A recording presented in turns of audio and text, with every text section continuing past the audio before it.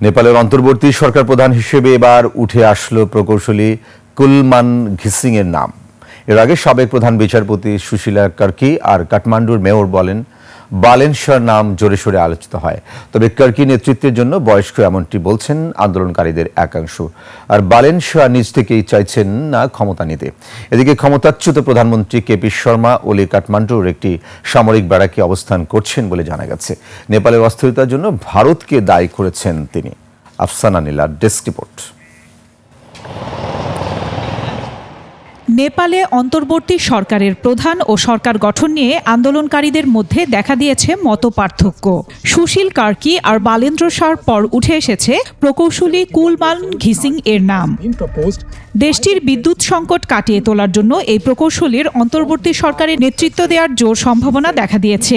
বৃহস্পতিবার এক সংক্ষিপ্ত বিবৃতিতে জেএনজি আন্দোলনকারীরা জানায়, অন্তর্বর্তী প্রধানমন্ত্রীর পদে কুলমান ঘিসিং ছাড়াও কাঠমান্ডুর মেয়র বালেন শাহ ও সাবেক প্রধান বিচারপতি সুশীলা কার্কির নাম বিবেচনায় আনা হয়েছিল। আন্দোলনকারীদের 6 ঘন্টার ভার্চুয়াল বৈঠকে এই আলোচনা হয়। सुशीला कार्की ज्यूलाई অন্তরিম সরকার বনাউनको নিমিত্ত জানা যায় আন্দোলনকারীদের প্রথম পছন্দ ছিলেন বালেন শাহ, তবে তিনি অন্তর্বর্তী সরকারের নেতৃত্ব দিতে অস্বীকৃতি জানান। ঘিসিং এর সম্ভাব্য নিয়োগকে কেন্দ্র করেও আন্দোলনকারীদের মধ্যে মতপার্থক্য রয়েছে।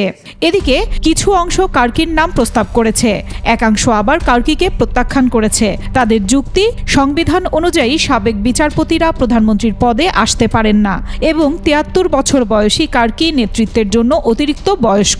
এর আগে মঙ্গলবার নেতৃত্ব নিয়ে হট্টগোলের জেরে জেএনজি প্রতিনিধিদের ফিরিয়ে দেয় সেনাবাহিনী।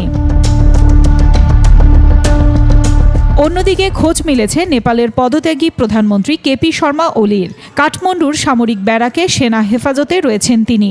ওলি নিজ দলের মহাসচিবকে পাঠানো এক চিঠিতে দাবি করেন, অযোধ্যা ও লিপুলেখ ইস্যুতে ভারত বিরোধী অবস্থানের কারণেই তাকে ক্ষমতা হারাতে হয়েছে। বলেন, যদি রামের জন্মভূমি নিয়ে প্রশ্ন না তুলতেন তাহলে এখনও ক্ষমতায় থাকতেন। তিনি জানান, সরকারি ভবনে অগ্নিসংযোগ এবং নথিপত্র ধ্বংসের ঘটনার জন্য গোপন হাত কাজ করছে।